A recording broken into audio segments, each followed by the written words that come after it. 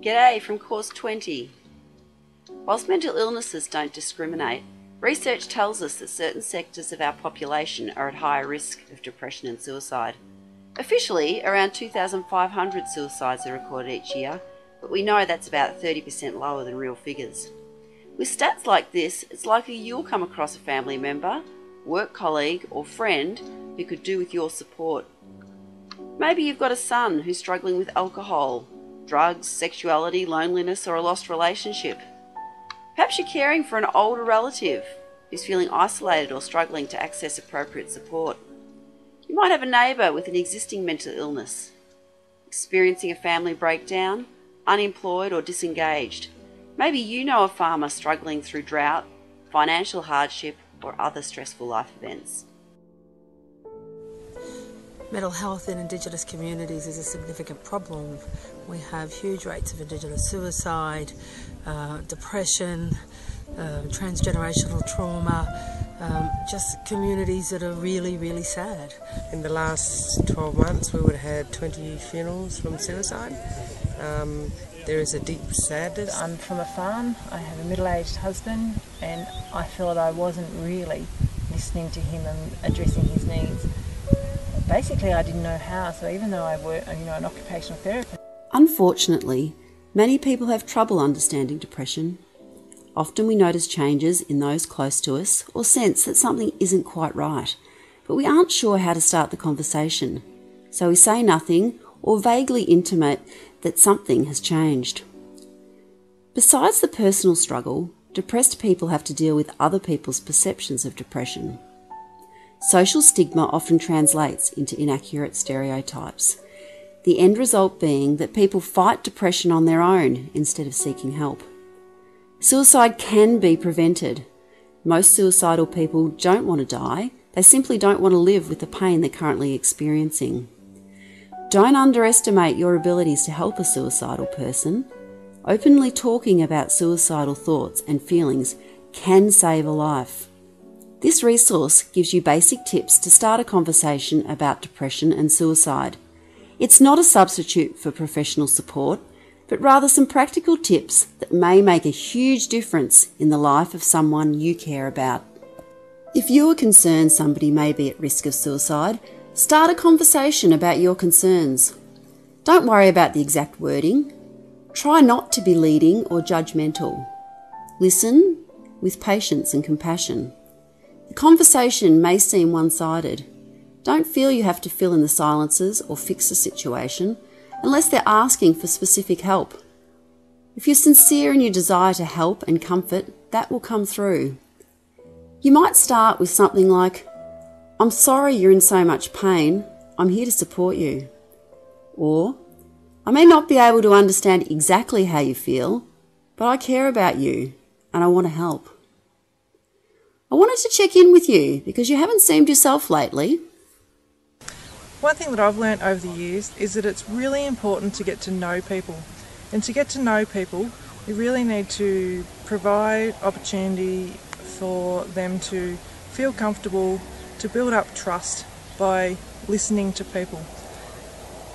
Often when you do provide this space, people will talk to you about more than just how things are going on the farm.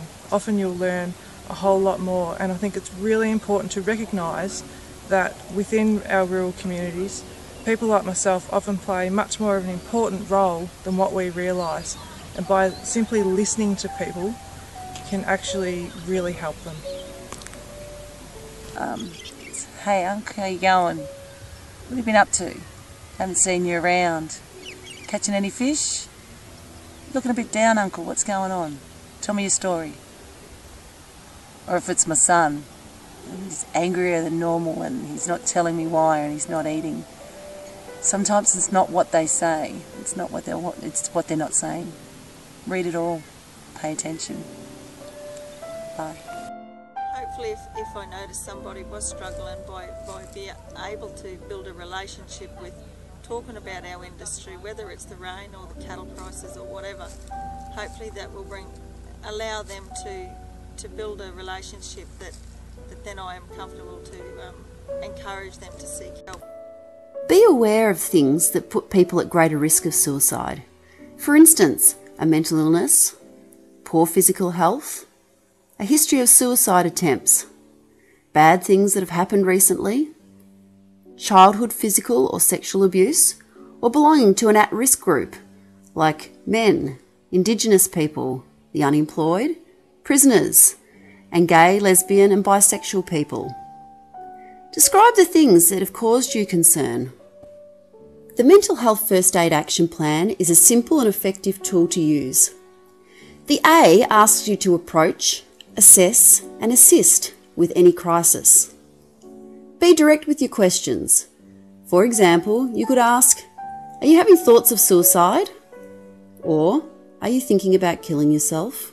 If the answer is yes, then ask whether they have a plan. How, where, when, if they've felt suicidal before, and whether they have been using drugs or alcohol, because intoxication can increase the risk of a person acting on suicidal thoughts. If you're unable to make a connection with the person, help them to find someone else to talk to. The L reminds you to listen non-judgmentally. Tune in to what's really happening. Look at the verbal and the non-verbal cues. Each situation is different and everyone has their own story and culture. Pay attention. The G refers to giving support and information. Be solution focused.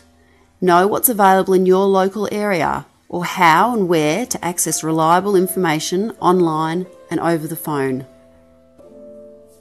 The E reminds them to seek help. Encourage them to seek appropriate professional help as early as possible. This might be their GP, a counsellor, psychologist, mental health nurse, or any appropriate allied health professionals. The final E empowers them to seek other supports. Lots of things fall into this category. Talking to others with similar experiences, community networks like social and sporting groups, self-help strategies around good sleep practices, a healthy diet, exercise, minimising drugs and alcohol.